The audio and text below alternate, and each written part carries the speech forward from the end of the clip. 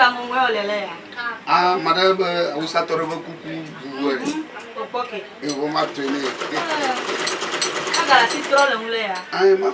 Mi atela mi jagbalo. Oh. Wezo. Ote.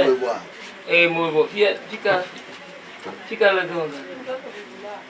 Marcha fia. Mo di. Fi o me ni na pe ni. Mo ga le me. Mo le me hi. Na bobo hi na pe ni. Lekia.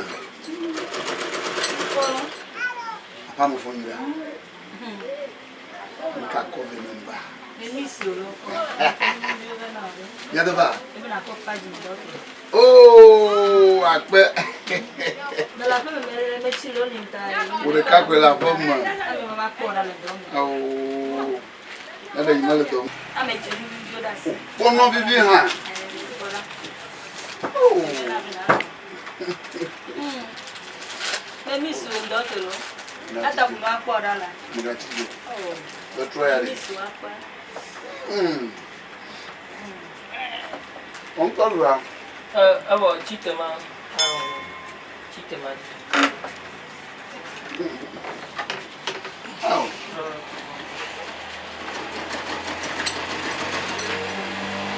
Anya kali.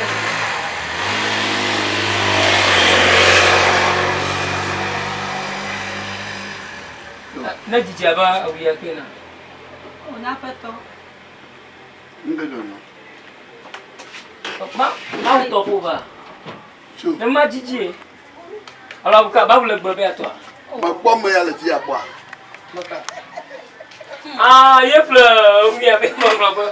Ye kwe ba na cha ho yo. Oh, wezo. Oh, ala me de no de ga na baba. Bajo.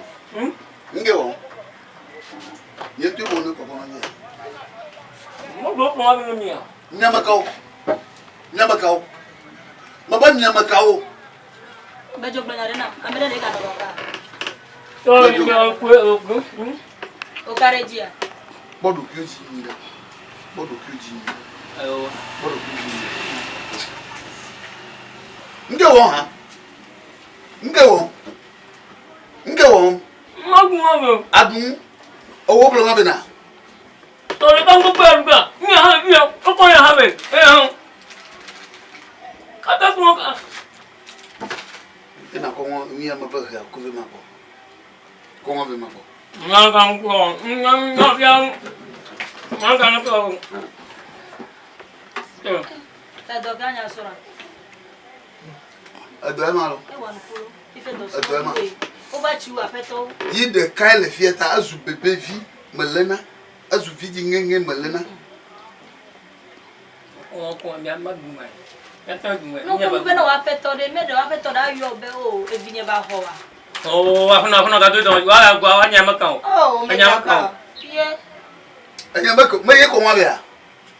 Nge fuda nu. Koko. Ha? Koko ko anya ha. Oh.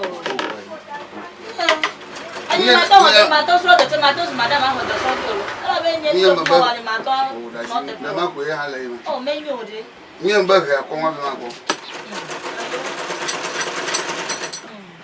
Ko wa be ma po bajo. Oh, aro ka bi. Madam wa to la po mo, amobu ba do pa. Na mo na mo pe mo blog ni ya jojo ma, madam se ga. Ko wa me be ma po. Na mo na mo pe mo blog. Pe me nya ga.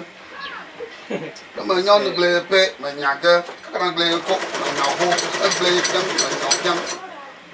Madam la pe me ka o. Madam li me ka o.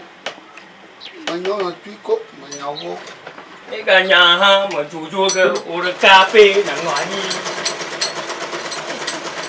cho ha cả vô Bajo ba ko wa be ma ko. con thở Me nya no ble pe me nya ga. Me nya ha jojo ga ble pe me nya ga. Nya ha ma ga va ga o. Ko do ha cha ko ji.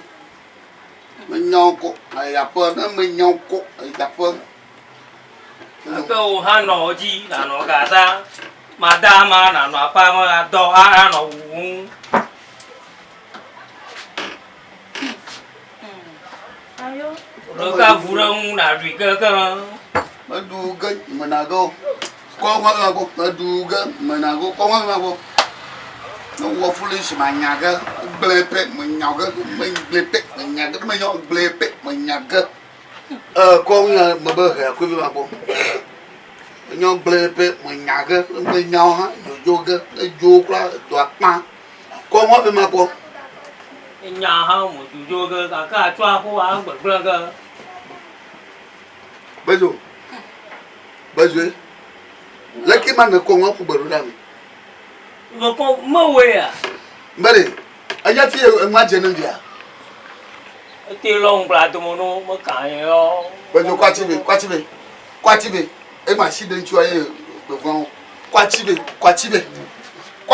Ah, mo ro ko ma ko ra mo ko ro wa. Kwachibe nam. Oh, ro ko na o ko ro wa. Kwachibe. Kwachibe ha mo. Ko Atia. Ah, Atia kuna lo mana ma iya. Kwachibe. Ah, ndo bu bu ko. Ako no kwa chi wa dong ya cha. O dong we a be ko se wa. Atia. Kwachibe ma follow mo. Na maka. No way. Oh, Kwachibe. Ah, ndo chu ko. Ah. Yo, Chineke. Mede ma. Yehowa. Kwachibe ma fuwa kwachibe ba lo nyele. Ebe afuma. Oh, mai. A obejo ebe afuma. Mede ma ko. Mbere. Ebe afuma. Tona fie. Oh, mama. Kwachibe na. Da si abong na me. Kwachibe. Kwachibe. Ah, da cha ba. Ah, da no chu bu. Tu ne pourrais nous virer. Ah, mama. Atia que nous continuons virer. Mada sega. Atia que nous continuons virer. O sega como. Mama bloga. Gagle ha mo puga. Nega.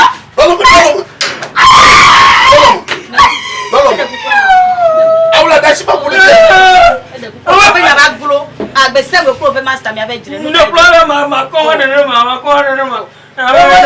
o fe nya ba o me su o si gbo e do so de gbo master Kwashinya. oh De dia me la nyudo la. oh e do so mi wa Da ka shege mo kwa. Mo ko ba do so biye. do wa gbo ame e cho me